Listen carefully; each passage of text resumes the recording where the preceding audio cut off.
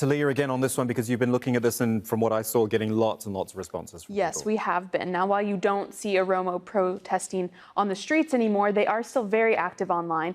Many are using the hashtag Oromo protests and posting pictures of themselves, like this woman here crossing her wrists. It's become a sign of solidarity among the Oromo people in Ethiopia. Others are posting the Oromo flag instead of the Ethiopian one. The man who posted this, along with many of the other protesters, are calling for more representation within the government. We spoke to Zacharias Zazellam, an Ethiopian blogger living in Montreal. He left Ethiopia during the peak of the protests in February of last year.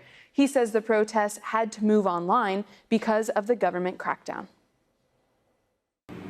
In 2017, the Oromo protests and Amhara protests have been somewhat immobile for the most part. This is due to the government's heavy-handed crackdown. Despite the horrific losses and despite the lack of political gains or constitutional changes, I don't believe it has been in vain, because I strongly believe that the generation that does finally usher in the tangible change that they were all seeking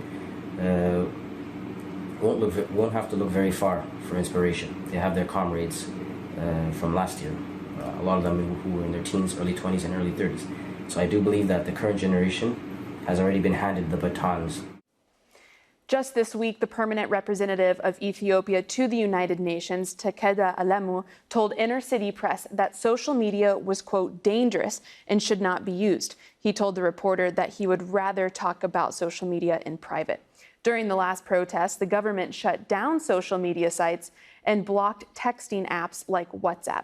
If you're in Ethiopia and you're following these protests online, we'd love to hear from you. Be sure to get in touch with us with the hashtag AJ Newsgrid.